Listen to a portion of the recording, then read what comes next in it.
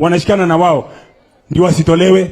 Tukitoa independent power producers ambao wanauzia KPLC stima 38 cents of the dollar ama shilingi 43, bei ya stima itarudi shilingi 9 kama vile Ethiopia na Tanzania. Au independent power producers wanalipwa mabilioni kila mwisho wa mwezi, and yet kwa kulipa tu bilioni 78 ama 85 kulingana na vile watakavyolewa, tunaweza kuwalipa wakaondoa, na stima yako ambayo itakuwa inanunuliwa kutoka Kengen kwa shilingi 6 ama shilingi 6 cents of the dollar ama shilingi 8 za Kenya, wewe utauziwa stima shilingi 10. Tafadhali lazima tusitize mpaka tuhakikishe kwamba bei ya stima imerudi chini, bei ya unga imerudi chini, bei ya petroli imerudi chini, bei ya maisha imerudi chini. Na sio tafadhali. Kwa hayo mengi, nataka kumkaribisha minority leader wetu, kiongozi wetu kwa bunge, Mheshimiwa Opiyo Wandayi. Asante. Thank you very much, Mheshimiwa Mawadhi. I can see you are indeed really popular here. Extremely popular, and that is really encouraging. I will not say much. As you know, we are in church. We shall be talking more outside. As is our tradition, as in Azimio, we don't politic in church. But then allow me, first and foremost, to congratulate Bishop Jonah Obonyo and Mrs. Obonyo, together with all the congregants of Cathedral of Praise Ministries International, for this wonderful achievement. We have been challenged to invest before we can reap. We shall be striving to invest in this cathedral, which is under construction, in the coming weeks, months, and if possible within the next 1 year, so that when it is finally completed, our investments is also there. We want to thank you, Bishop Jonah. Really, you are a wonderful man. Bishop Jonah, as you know, is my constituent. He is a very, very, very humble servant of God. And he continues to be a source of inspiration to our people, not only at home, but all over the world. Can we clap for him once more? Nikimalizia, we have been challenged to be risk takers. I want to assure you today that we are for sure going to be taking risks. You know, Bishop, without really getting into politics, I've just heard this morning the police. And I want to appeal to those who are currently controlling the instruments of state that please get your priorities right. The police have got a more urgent duty to deal with the rampant insecurity and banditry in the North Rift, and also to pursue the killers, those who have killed hundreds of people in Kilifi. Not to go around chasing leaders. And let me say this. No one, we never asked for your permission, the police, to demonstrate. And under the new constitution, we don't need the permission of any person. Any person. We simply notified you. And it is your duty to provide security to those who will be exercising their right under Article 37 of the Constitution. And therefore, as we had earlier announced, on Tuesday we have a date with Destiny. And we are going to undertake very serious demonstrations. It's the duty of the police to provide security to those who will be demonstrating and those who will not be demonstrating. But more importantly, if you want us to stop these demonstrations, just do a simple thing.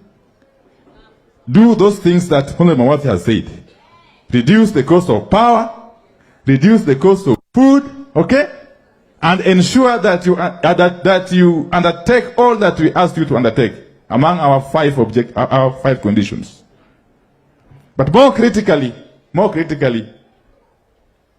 it is important as Kenyans to realize that what we are currently doing is for the benefit of the people, not for the benefit of one of the leaders. And therefore, and you must also remember, I think there was this writer in Nigeria, I think Wole Soyinka, Your Excellency Kalonzo, who once wrote that a tiger does not proclaim or pronounce its tigritude, just pounces. So stop reminding us that you have got the instruments of state. Use those instruments properly to protect wananchi and their property, and allow wananchi, those who want to demonstrate peacefully. And I want to conclude by saying that our demonstrations shall continue to be peaceful until and unless they are disrupted by the police. With those very many remarks, allow me, before I invite the Honorable Jeremiah Kioni, to just acknowledge Honorable Aladwa, who is our chairman in Nairobi. Just to say a word. Asante Mheshimiwa Ndai. Bwana asifiwe. Sitaki kwenda kwa mengi. Vile Bishop umesema na tumeombewa, maombi yetu ni uombe County Commissioner Nairobi, Bwana Bungei, ajue sheria ya kufuata. So ukitoka hapo tuombe, si tutatake hiyo risk. On Tuesday tutakuwa kwa barabara, na hiyo ni haki yetu. Kwa hivyo before tutoke, wewe ndio umetuhubiria chukue risk. On Tuesday tuko hapo. Maombi yako itatuelekeza tufanye maandamano yetu kwa amani. Bungei apate maombi, atulie, tumalize yetu on Tuesday. Mungu abariki. Haya, asante sana Mheshimiwa Ladwa. Wacha nialike sasa katibu mkuu wa chama cha Jubilee, Mheshimiwa Jeremiah Kioni. Asante, karibu. Bwana Yesu asifiwe. Bwana Yesu asifiwe. Mwadhani ya kumio. Jeremiah Kioni majina, nampenda Yesu kwa kuniokoa. Bishop, wiki hii haituka risk. Nilipigiwa simu na wafanyikazi kwa ofisi yangu, nikaambiwa kwamba nimefamiwa.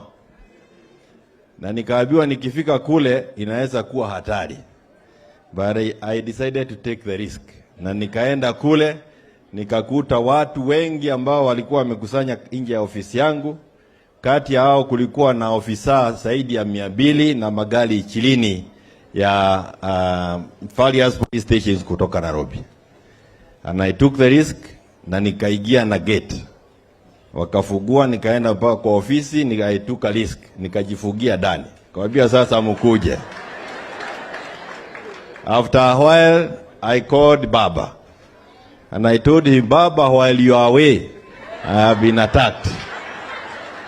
Baba called in Wadai and other members of parliament. They also took a risk. Wakakuja kuniokoa. But I want to say this, because it may sound like a joke.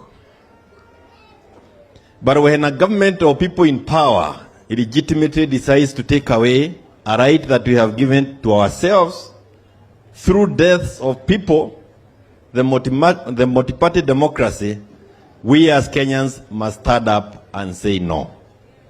The preaching that we have enjoyed today here is because the Matibas, the Rubias, Bishop Okuru, Bishop Muge took a risk and fought for the freedoms that we are now enjoying in this country. It is now upon us, Kenyans, to take a risk and fight for the voiceless. When the opposition is being killed, if you read the book of Proverbs 31, 8 and 9, that is the voice of the voiceless. Yale Baba Raila Amolo Odinga akituongoza tukiwa na Mheshimiwa Kalonzo, Mheshimiwa Martha, wanasema Kenya hii, it is the voice of the voiceless. Unga irudi chini. How hopeless can we be as a country? Kama leo tuko hapa na watoto hawajaenda shule kwa sababu hawawezi wakalipa karo. We will be the most hopeless society in Africa if we do not say enough is enough. I thank you brother kutoka Nigeria, Bishop. That fast hata mimi sijaiona. But I've seen another one, I don't know whether you have also seen it. It is in the book of Hosea 8, 4. It also says, not all leaders are from God. Not all leaders are from God. Hosea 8:4. Tafakari hayo na wewe mwenyewe ujue. Tuesday, tuko pamoja. We will take the risk and we will be out there. And we have God's favor. Allow me now. Thank you. Sorry. Okay.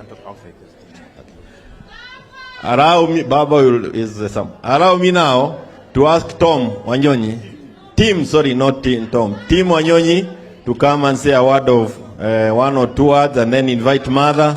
Invite Mheshimiwa, and then Mheshimiwa Kalonzo. Asante sana Baba Askofu for that inspiring word of God. Sisi, we have been inspired. The word that has been preached here has given us confidence that the risk we take, that step we took to go to the street, the risk we have taken. You know, hakuna kitu mbaya like civil disobedience. It's better you fight the external aggressor than the internal disobedience. Sisi tunaomba serikali isikie sauti ya wananchi. Na sisi, we shall continue to represent the people as long as the government is not listening. The moment you listen, you will not see us on the street. Kwa hivyo mimi leo nimefurahia, mimi nimekuswa na neno la leo, na nitaendelea kwa imani ya kwamba tutakomboa nchi yetu. Asanteni sana, mimi nataka kukaribisha. Asante sana, na mimi nasema safari yetu bado inaendelea. Mungu awabariki sana. Makofi kwa Mheshimiwa Tim Wanyonyi.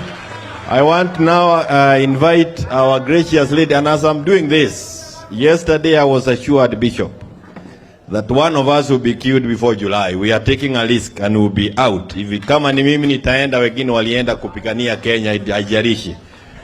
Makofi kwa Madam Mother Wangari Karua, aje aongee na sisi.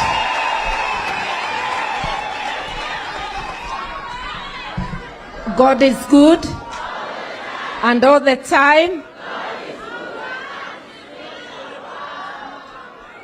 Askofu na viongozi wote wa kanisa, including wageni na yule ametuhubiria, na waumini wote, hamjambo. Leo nimefurahishwa sana na ibada, sababu life is taking a risk. Hata nyumbani kwako ukitembea unaweza anguka. Unaweza anguka kwa bafu yako. Even simple tasks of the day are taking a risk. So that sermon resonated very well with me. I want to say this. Every day we pray for leaders. But not all people who claim to be leaders are leaders. Some are pretenders. If you're a true leader, you would worry about your people. And I want to remind William Ruto. I once was in government when he was in the opposition benches. And that time, he was led by kinara wangu leo, Raila Amolo Odinga. And they wanted to demonstrate. And we thought the demonstration was not justified. But nevertheless, because they gave notice, they were escorted on horseback by Commissioner Ali. And within 2 hours, their demonstration was over. There was nothing, no breakage, no violence in the city. Today, he is holding instruments of power through the back door as far as I'm concerned, because I must speak my truth. I want to remind him that he has been in demonstrations in this country even before the 2010 Constitution came up.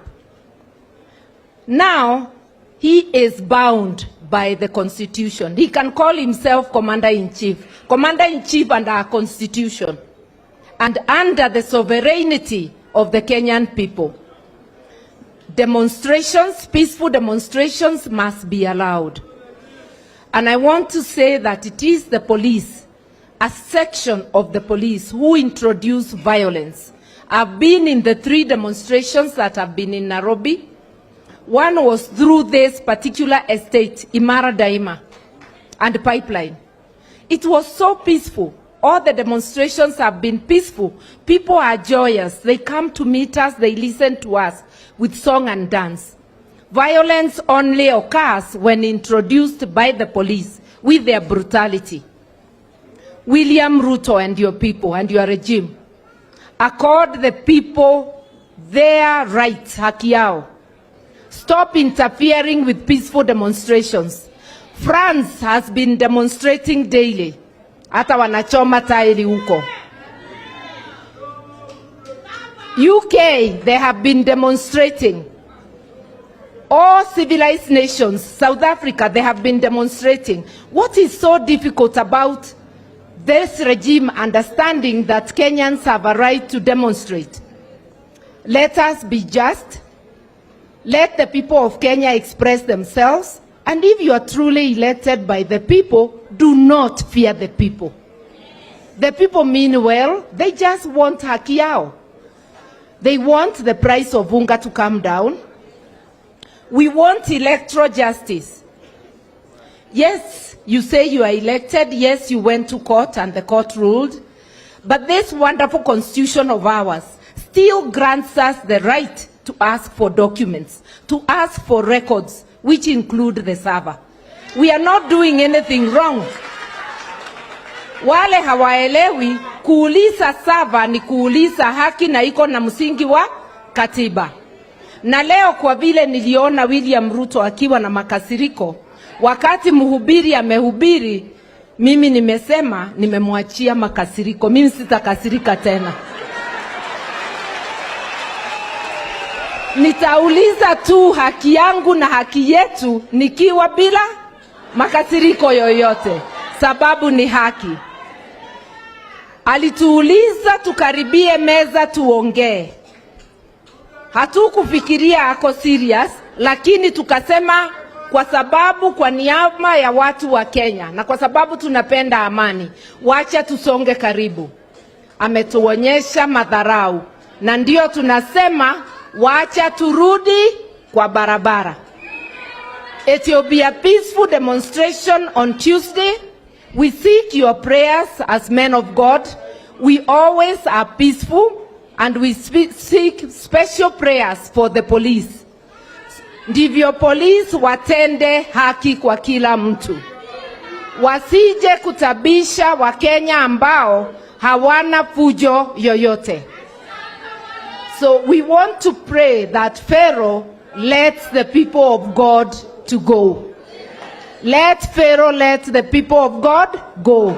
Munafikiria Farao ni kwa Biblia peke yake. Hata leo iko mafarao wengi. Lakini nimesema sina makasiriko. Mungu atusaidie kila farao ashuke chini. Na ndivyo watu wa Mungu waweze kuendelea. Mimi nataka kusema nikimalizia, wamama wa Pipeline, asanteni sana na Mungu awabariki.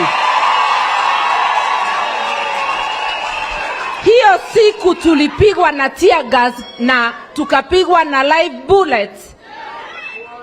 Mulituosha na maji angalau tuwipe. Na tunajua Nairobi iko shida ya maji. Mungu awabariki zaidi. Na wakati tutapata nafasi, tutafanya ile yote tutaweza kuinua hali ya maisha yenu.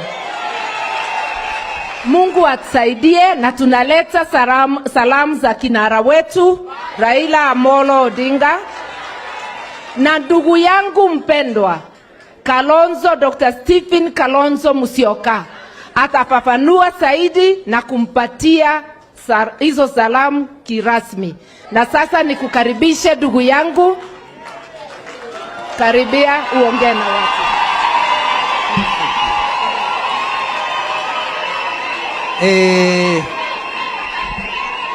Bwana Yesu asifiwe.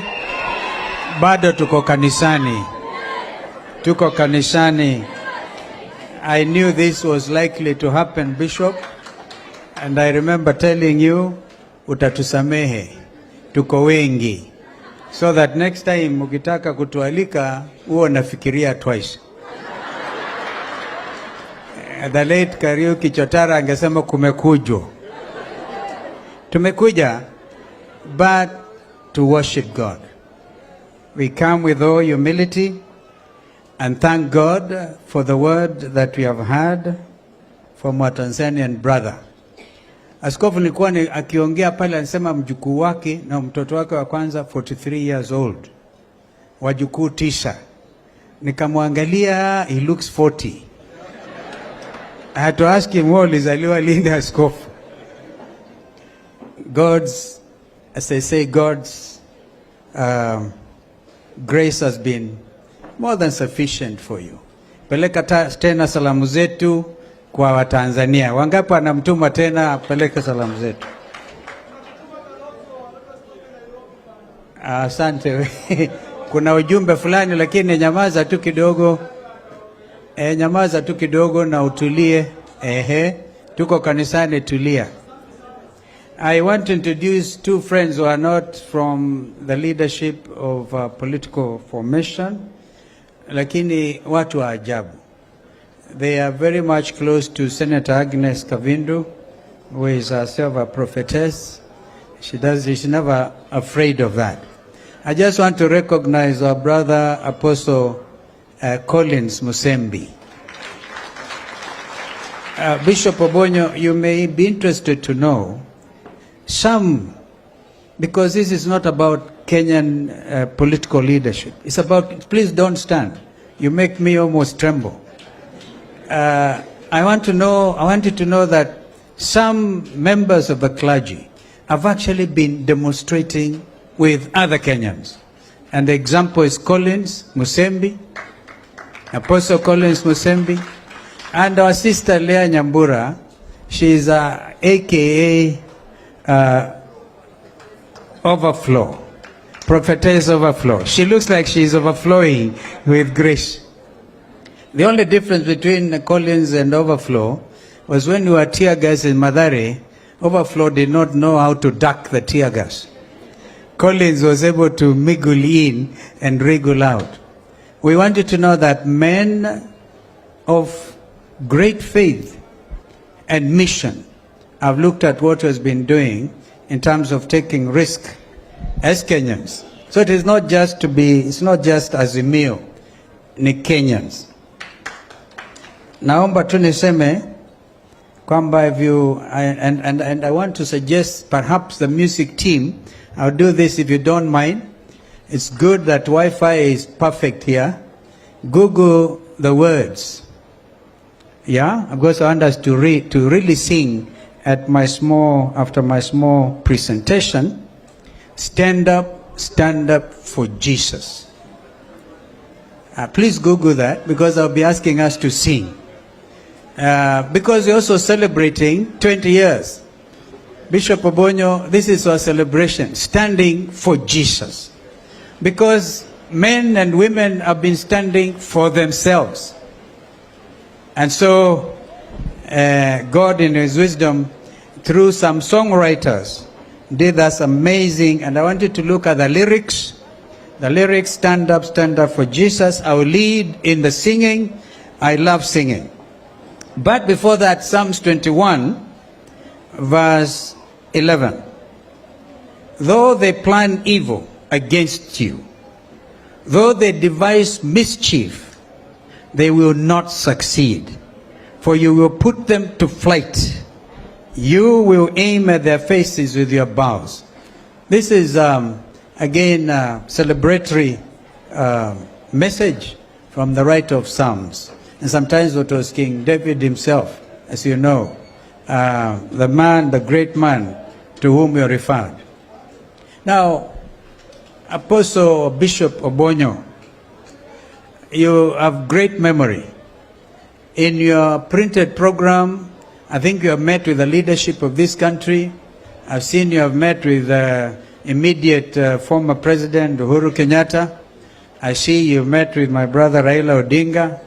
And I think you came to my office. Must have been when I was in the Foreign Office, I think 23 years ago, 20 years ago, after the 202 most democratic elections in our country. Kumbukeni wakati Raila alisema, kasema Kibaki si anatosha. That's when I went in as foreign minister in 2003, and I think that's when you came to my office and we gave you our blessings. 20 years ago, you have seen the young men who came dancing. They beat Mawadhe completely at it. I mean, and you, Bishop, and I, because these are the millennials, and they are very flexible. And so, wonderful men and women, products of great faith and mission, a sense of mission. So I congratulate you, Bishop Obonyo and Mama, and the congregation. We have even seen that Kano Rasanga, I think when last we came here, Kano Rasanga was with us. Great testimony that you prayed for him, you really helped him in so many ways, became Governor Siaya, and he did his 10 years. So when we come, like we have come today, we come with great humility. And we know right now, there are lots of doubts in the minds of Kenyans as a result of what happened at Shakahola. Kenyans are asking simple questions. Is it true? Is it that there are men and women misusing the name of God? Is it cults or what? I want to remind you, when you came to house number 100 Southland, you really know me. By the way, bring your greetings from my wife Pauline. Continue to pray for her, so that again, God will heal her in his time. It was then, I think I was Deputy Speaker of the National Assembly. And no, I think either that or I was practicing law from my offices in Church House, near the former American Embassy, opposite there. And I was also doing work with the Scripture Union. And I registered Redeemed Gospel Church. Since you are sent by Archbishop Kitonga, you must have been bringing those papers, so that I registered Redeemed Gospel Church. I'm happy that I did not register a cult. Please give me a clap. I also registered Crisco. When I saw Apostle Das, and he came in with a friend who looked like from Guyana, I remembered the story of Jim Jones, a person who led a cult and got people to drink poison and they died. Pretty much like Shakahola. We must ask ourselves these basic questions. Mama Ida Odinga asked a question. Now she said, don't you think we need to regulate? Now that time I think has come. And I want to challenge the church, the mainland church, to be able to do something about not hindering the freedom of worship, because that you can't. It is written in our constitution. You cannot. And so I want to tell you that even those cults, so to speak, if they are worshiping, you may find it difficult to stop them. But one thing, the government is not a cult. We have police, instead of chasing Wandai and us, issuing instructions. And I'm going to comment on that, unfortunately, because we're all the same, Bishop. So I'd rather we pour it before you. Tukitoka hapa uombe ukijua hawa kina Martha na Kalonzo na Kioni na kina Wandai ni watu sampli gani. Because our hearts are hurting, and not just us, all Kenyans. So you ask yourselves, in Kilifi, where this thing happened, there is a chief, assistant chief, now of course intelligence, the whole government network. I don't think it is enough, my learned junior brother Kindiki, to just have gone there and said, I'm changing. There's something basically wrong. This has taken a very long time to happen. It did not just happen. So somehow, as Wandai was quoted today saying, if in a functioning government, this cannot happen. so that we don't end up saying a cult, somebody worshipping God upside down is guaranteed under the Constitution, but they are not allowed to take lives. They are not allowed to take lives, because that becomes something else. So I just wanted to comment to that extent on what has clearly been happening, and we wish you well. May your next 20 years bring with them tremendous soul harvesting and growth. Mother blessed your office. You said, oh, forgive my small office. And she said, utabarikiwa mpaka ushangae. This congregation will grow. We may not come every day, as you said, every Sunday, but once in a year we can come. You notice when I came, I said, hey, Bishop, hamujaenda sana. Next time we come, we want to worship not under the tent, but in there, in God's name. So, the next 20 years, if our Lord tarries, na vile askofu kutoka Tanzania alihubiri, mimi nilifurahi sana. Yaani watu wanapatwa na shida, mpaka mtu anasema, Yesu kuja, na kuja wewe mwenyewe usitumane. There are songs to that effect. Usitume mtu, kuja wewe mwenyewe. And of course he'll take his time, because he's God. So, as long as he doesn't come quickly, we'll do our best.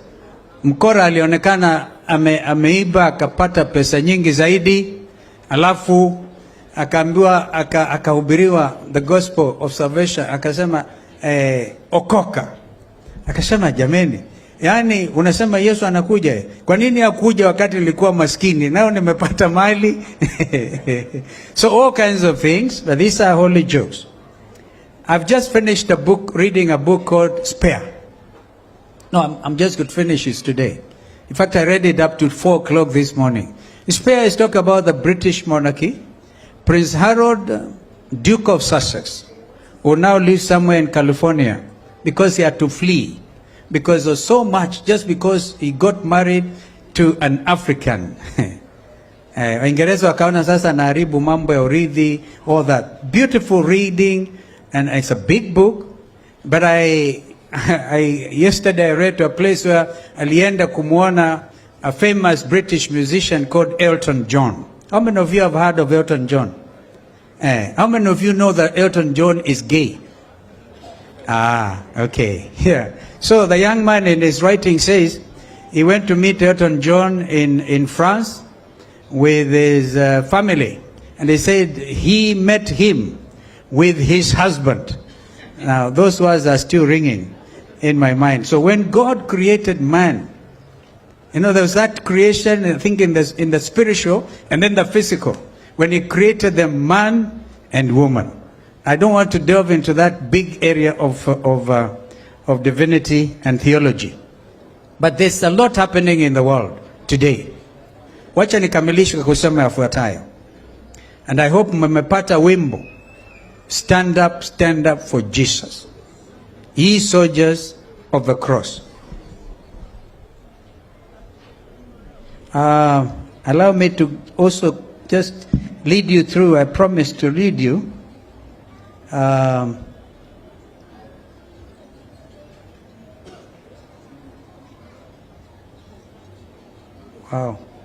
Another thing.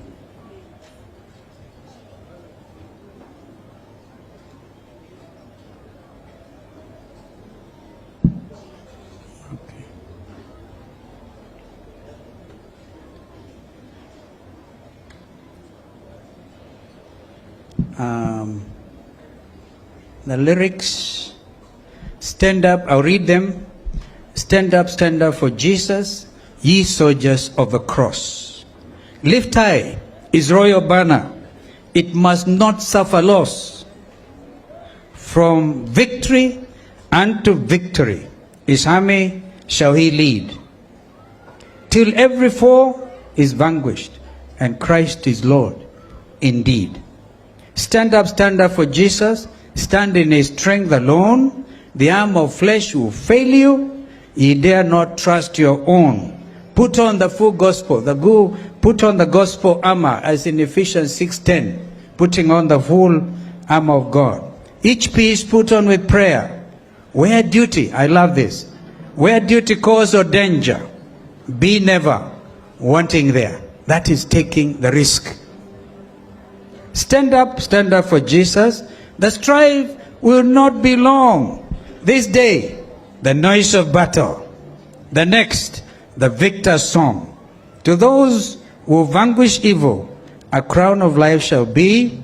They with the King of glory shall reign forever. Why have I chosen this? I hear the police have already issued an edict, and I must thank our chairman ODM, Mheshimiwa Alado. Hey, we are still in church, my friend. I'm talking to Alado. I'm not talking to you. I have not seen a man with more commitment to a cause in this country than Mheshimiwa Alado. Mheshimiwa, I congratulate you. So, and of course, my brother Kione, my sister, have talked to you. How many of you belong to the army of Jesus Christ? How many? I just want to see before I sing. Now, my commander-in-chief, mother, is Jesus Christ of Nazareth, not William Ruto. Okay. Bungei is taking instructions from his commander-in-chief, and he talks of ruthlessness, that he will deal with us ruthlessly. And indeed, they did. When we came to Embakasi South, Mheshimiwa Mawadhe, I tried to reach you that time. You were somewhere in Mombasa. I think you wanted to fly to get here. But I tell you, we were so well received by people of Embakasi South. I've never seen more excited Kenyans believing in a cause, wanting unga to come down. But when we got to pipeline, Mheshimiwa kijana Musangi was a casualty. Alipigwa Musango. Alipigwa. Alipigwa hata risasi. And the wonderful ladies were pouring water. Na wakaimba that Catholic hymn. Nisafishe. Unioshe nitakaze niwe mweupe. We composed that song here. We saw tremendous encouragement. You cannot kill that spirit of the Kenyan people. You can't. They must really accept, we must accept there's a basic problem and we must deal with it. So, I now want us to stand up and sing. Because this is important. Stand up for Jesus, ye soldiers of the cross. Its eyes from your banner, it must not suffer from victory unto victory. His love shall be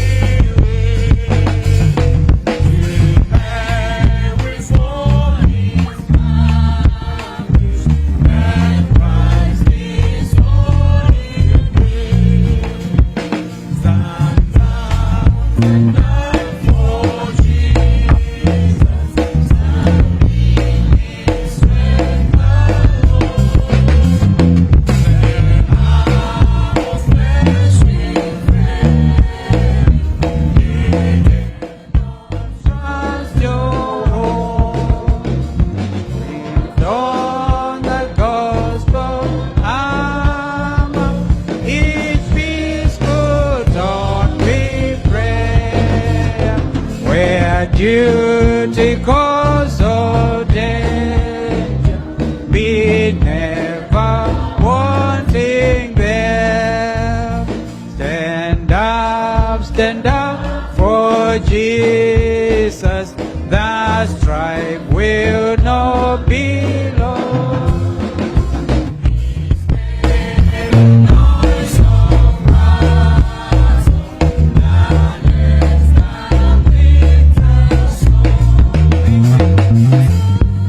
Thank you. I see that you all are conversant. This battle will not be long. On Tuesday, Bouguer's and Come's tear gas. The next, the victor's song. We stand up for Jesus. And yet, as mother said, we are open. We said it, we are open to dialogue.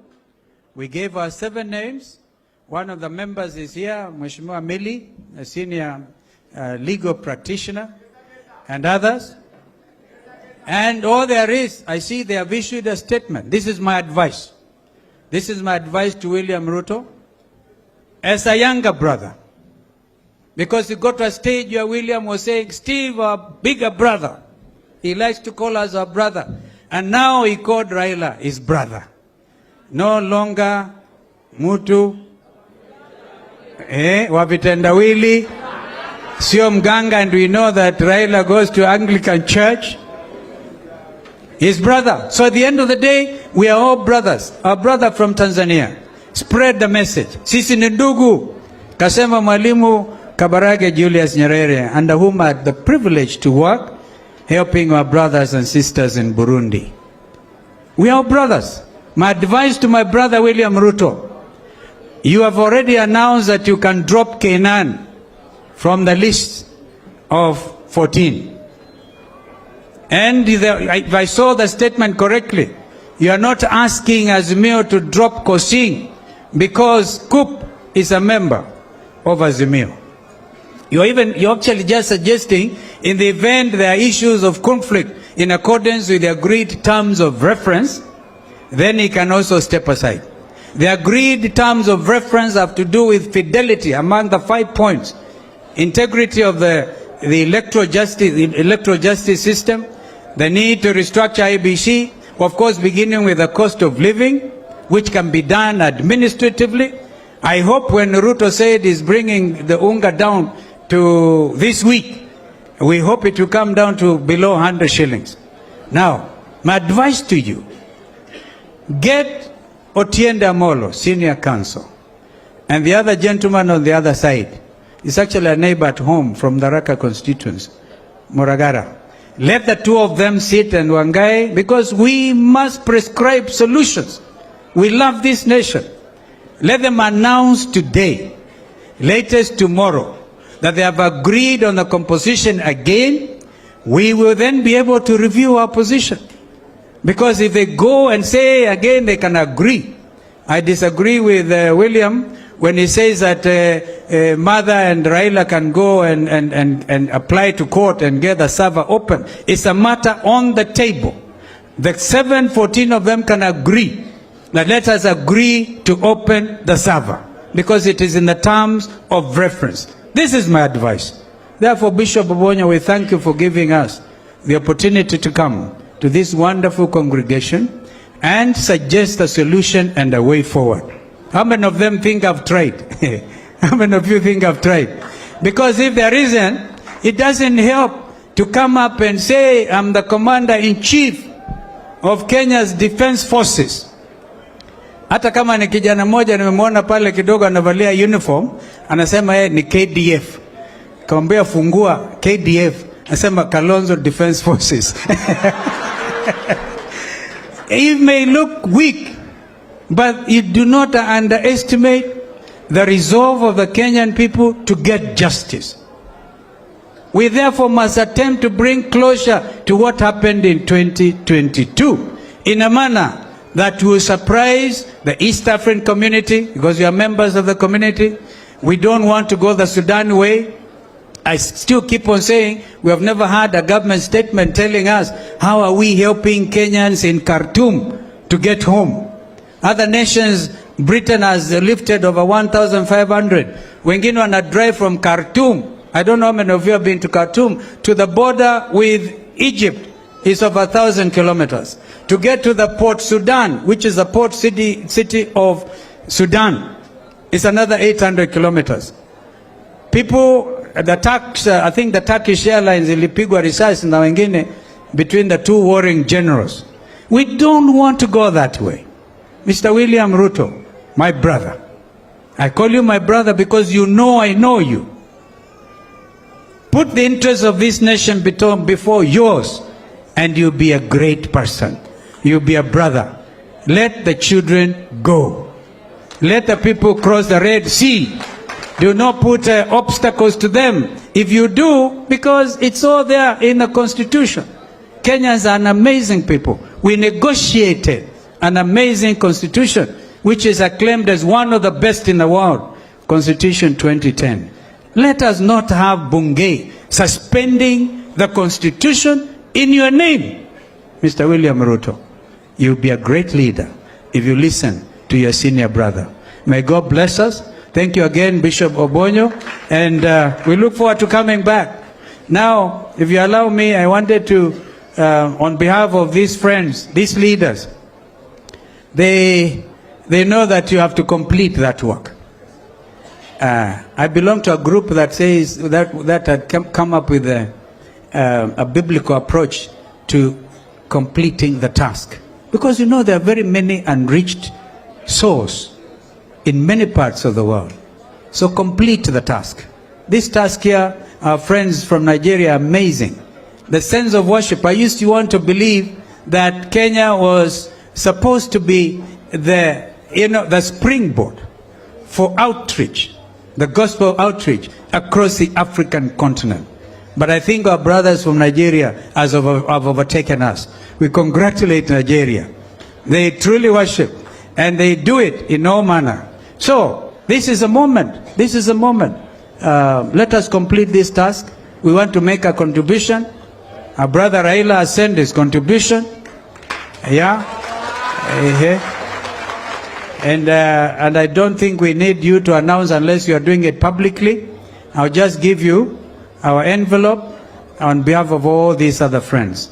Tumemsindikiza, and we think that we can buy several blocks. So, Askofu, mpatie kalamu tafadhali. I want to correct this figure. Wale wamekuja kama Mheshimiwa Susan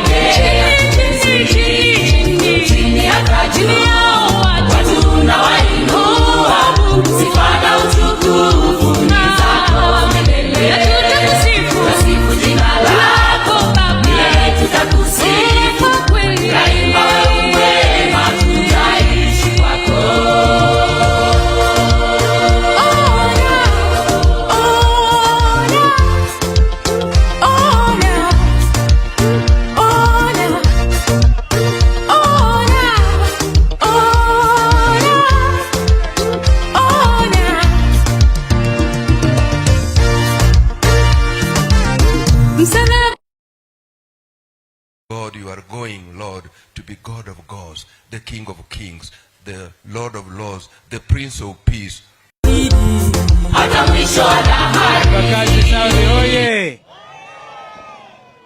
Embakasi Saudi hoye! Sasa tumetoka kanisani na tuko timu moja kali. Mawadhe tumemwacha hapa kanisani. Haya, kwa hivyo tunasema asante kwa Mwenyezi Mungu. Wangapi wanashukuru Mungu kwa kutuletea mvua? Sasa saba ifunguliwe. Wangapi wanasema saba ifunguliwe?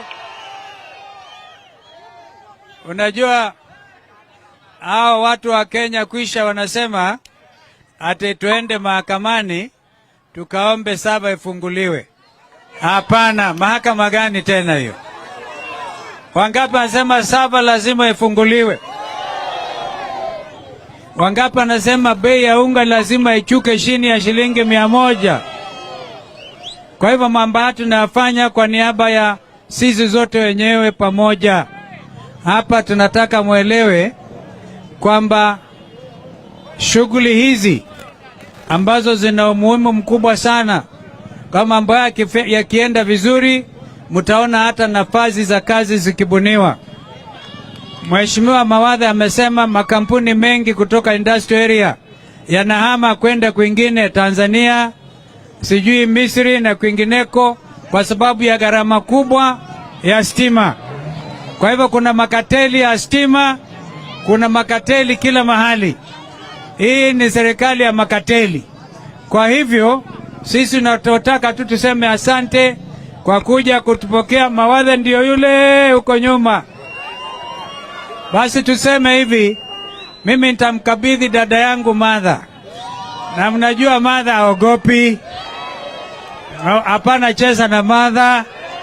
Wangapi anampenda Martha Karua? Sasa kabla nimkabidhie, tunasema kama ataendelea na kutisha wananchi, tumesema hapa kanisani, mtu hawezi kujipiga kifua. Serikali ya kujipiga kifua na kutoa hasira, kusema mtaniona mimi ndio kamanda amri jeshi mkuu. Sasa tunasema amri jeshi mkuu wa Kalonzo ni Yesu Kristo, sio Mbungei na sio wengine. Vumilia bwana. Ngoja kidogo bwana. Kwa hivyo tulia. Waambie vijana watulie bwana. Ngojeni. Kwa hivyo sasa sisi tunasema kama wanaleta mambo ya madharau, Jumanne kesho ni public holiday. Nataka niseme miaka 167 years ago, World Movement, haki za wafanyakazi zilibuniwa nchi ya Australia. Alafu walilalamika juu ya masaa 8 wafanyikazi walikuwa wanafanya kazi mfululizo kutoka sunrise mpaka sunset. Na hiyo wa Australia wakifanya hivyo kule Chicago, nchi ya Marekani, na wao pia wakaitikia, wakagoma. Polisi walikuja na matiagas, wakawapiga, wakawanyanyasa, lakini mwishewe kukawa na World Federation. Ikawa ni vita dhidi ya wafanyikazi na wale ambao ni wenye pesa za kuweka kwa investment. Kwa hivyo ikiwa 167 years ago, Labor Day ambao tunasherekea kesho kama wa Kenya, miaka 60 karibu. Kwanza wangapi wanatuunga tukisema wafanyikazi kesho muwe na Labor Day ambao ni ngumu? Tunajua Labor Day iwe ni unga ishuke chini, si namna nini? Kwa hivyo sisi tunawatakia Labor Day ambayo inaandamana na Labor Day number 2 Jumanne tarehe 2. Yaani wakileta madharau, kujipiga kifua, kusema atatupiga tear gas. Tumeona mtu anaitwa Mbungei anasema atakuwa ruthless. Tunawakumbusha